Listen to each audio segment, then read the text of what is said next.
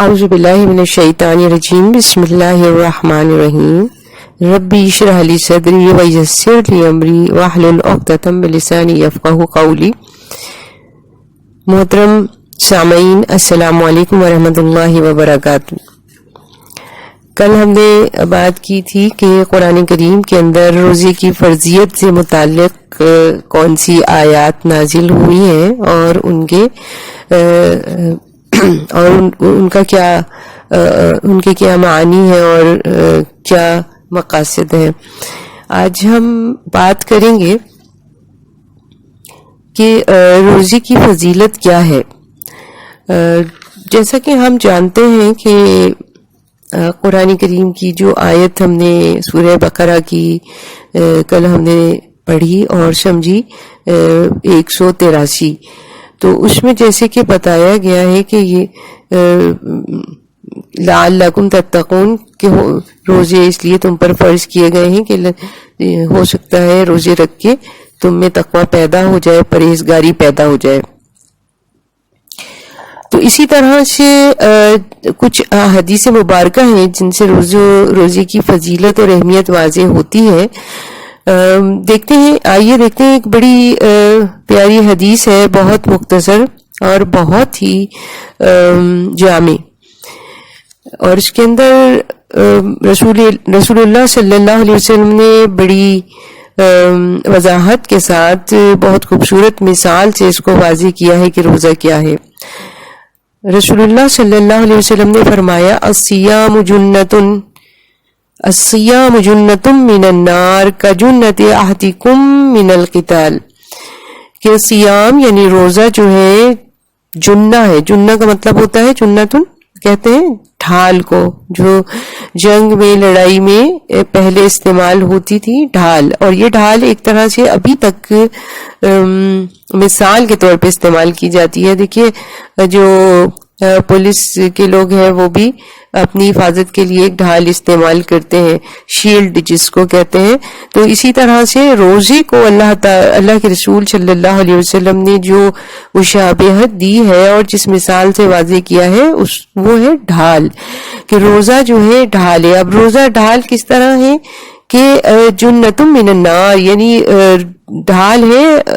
آگ سے، جہنم سے۔ تو روزہ جہنم سے ڈھال ہے، جس طرح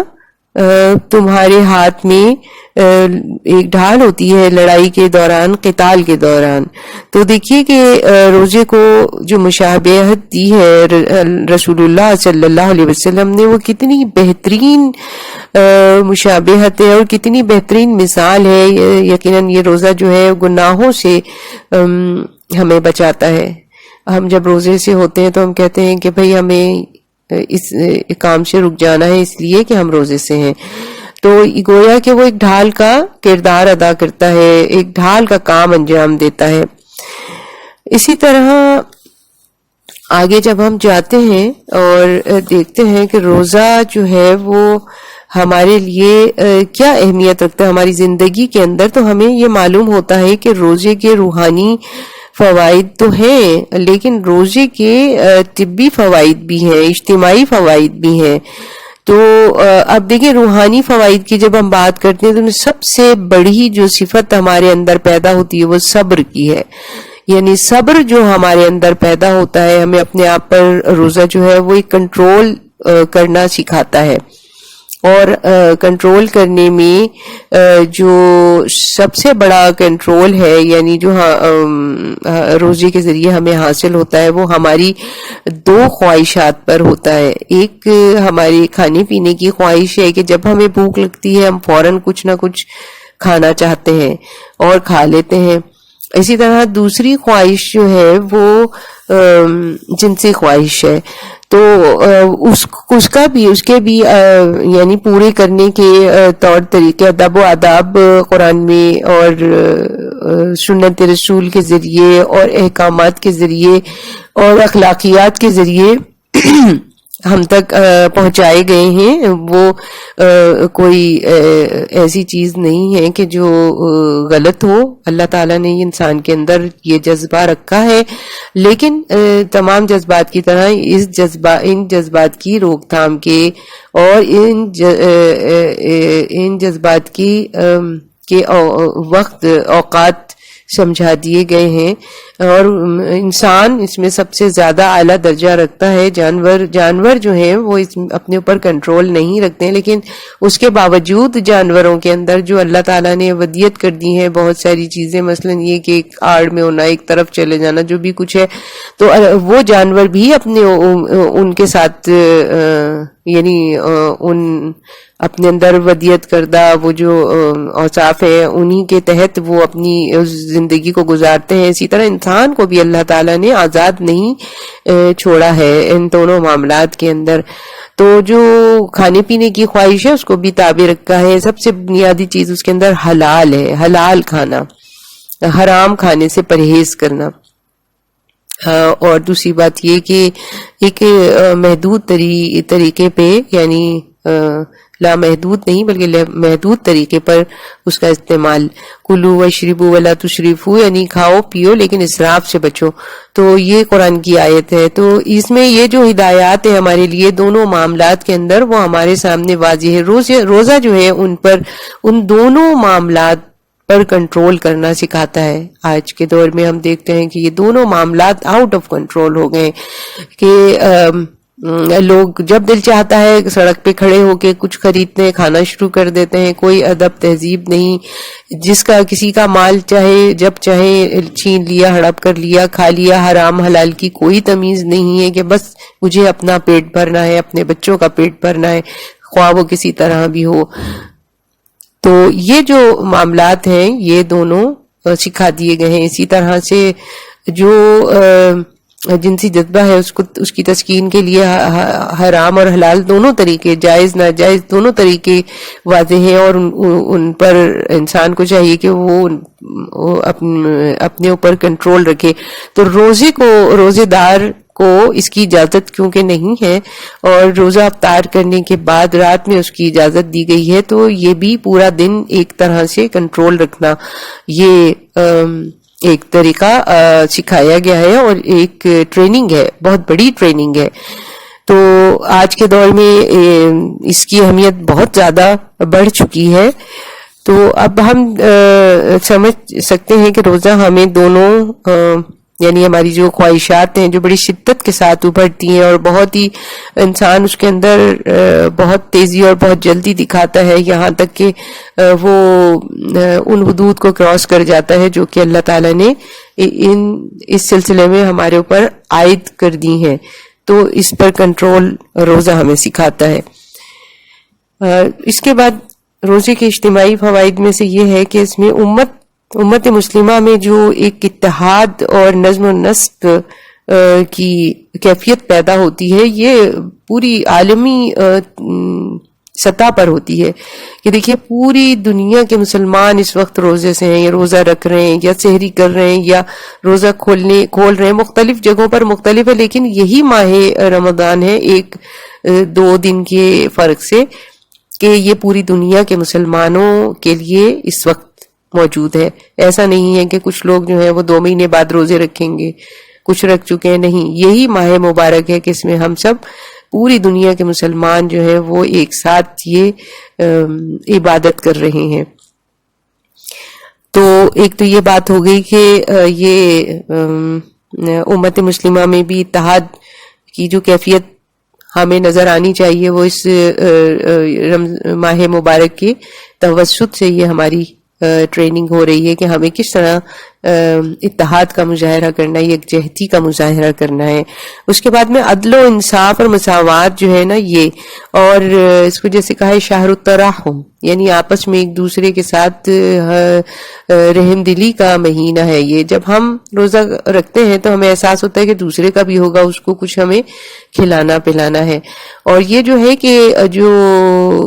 بہت زیادہ بوڑھے ہو جاتے ہیں، بیمار رہتے ہیں، دائمی بیمار ہوتے ہیں، یا بزرگ ہوتے ہیں یہ ان کے جب روزے چھوٹتے ہیں اور ان کو اجازت ہے کہ یہ اگر نہ رکھ پائیں اور ان سے نہ رکھے جائیں تو وہ روزے نہ رکھیں، تو اس کا فدیہ جو دیا جاتا ہے یہ بھی ایک طرح سے دوسرے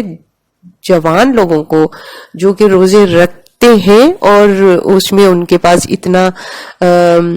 میسر نہیں ہوتا کہ وہ اچھی طرح سے افطار کر سکیں یا سحری کر سکیں، اس کے باوجود وہ روزے رکھتے ہیں، ان تک وہ پہنچانا کہ ان کو روزے رکھنے میں آسانی پیدا ہو اور ان کے لیے رزق کے دروازے جو ہیں اللہ تعالیٰ کھولتا ہے لیکن اس کو ذریعہ بناتا ہے انسانوں کو، دیگر دوسرے مسلمانوں کو، تو وہ مسلمان اس ذریعے پر انہیں فخر کرنا چاہیے، ہمیں فخر کرنا چاہیے کہ اللہ تعالیٰ نے ہمیں یہ توفیق دی کہ ہم اس کی دی ہوئی نعمتوں کو دوسروں تک پہنچا رہے ہیں۔ تو اس کا سلسلہ جو ہے یہ ماہ مبارک میں تو بہت زیادہ وسیع ہو جاتا ہے اور انسان کا دل بہت یعنی کشادگی اختیار کر لیتا ہے۔ تو اسی طرح دیکھیے یہ طبی فوائد کی جب ہم بات ہوتی ہے تو جس طرح سے عادات اور اخلاق میں جو گراوٹ اور جو مفاسد اور خرابیاں پیدا ہوتی ہیں ان کی اصلاح اس روزے کے ذریعے ہوتی ہے اور کرنی چاہیے،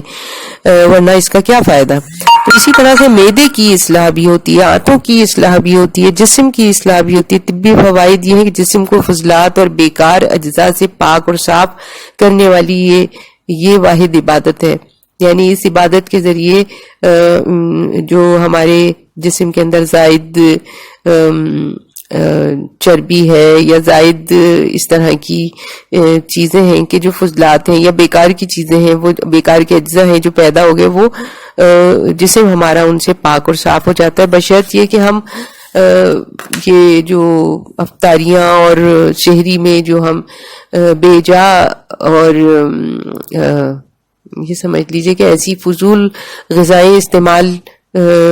کرنا چھوڑ دیں کہ جن کی وجہ سے وہ سب حساب برابر ہو جائے۔ تو اگر ہم سادگی اختیار کریں اور بہترین غذا کا جو کہ غذائی اجزاء جس کے اندر شامل ہو اور ذائقہ بھی ہو وہ ہم استعمال کریں تو ہم اس کے طبی فوائد بھی بھرپور طریقے سے حاصل کر سکتے ہیں۔ رسول اللہ صلی اللہ علیہ وسلم کی ایک حدیث ہے، آپ نے فرمایا صوموا تصحوا، روزہ رکھو اور تندرست ہو جاؤ۔ تو آپ دیکھیں کہ دو الفاظ ہیں اور دو الفاظ میں کس قدر گہری بات آپ نے فرمائی ہے اور کتنا اس کے اندر ہماری صحت اور جسمانی صحت کے لیے کتنا بڑا راز اس کے اندر پوشیدہ ہے۔ تو ہمیں اس پر اگر ہم عمل کریں یہ تو کہ صحیح طرح سے جو رسول اللہ صلی اللہ علیہ وسلم کی سمجھ لیجئے کہ سنت مبارکہ ہے، سحری کرنے کا انداز جو آپ کا تھا کہ آپ نے اسے برکت والا کھانا قرار دیا اور اس میں بہت اچھی آپ سحری کرتے تھے، اسی طرح سے آپ روزہ کھولنے میں جلدی کرتے تھے اور آپ نے حکم دیا کہ روزہ کھولنے میں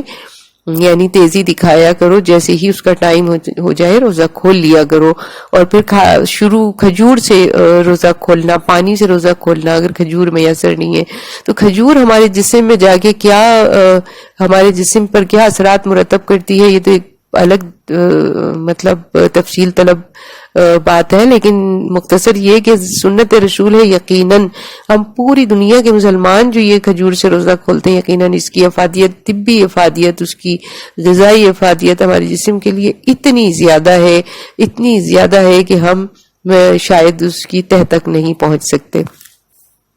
تو ہم اسی پہ اکتفا کرتے ہیں کہ ہم روزہ سنت رسول کے مطابق کھولیں گے تاکہ ہمیں اس کے فائدے حاصل ہوں۔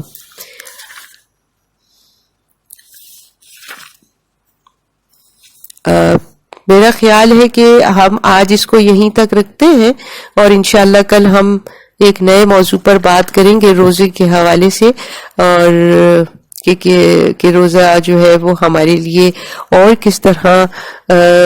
فوائد میسر کرتا ہے اور ہمیں کس طرح روزے کے فوائد کا حصول جو ہے وہ آسانی سے کس طرح ہمیں حاصل ہو سکتا ہے۔ یہ ہم یقیناً ہم کل پھر ایک نئی بات لے کر آپ کے سامنے آئیں گے۔ جہاں لطفی کو اجازت دیجیے۔ السلام علیکم ورحمۃ اللہ وبرکاتہ۔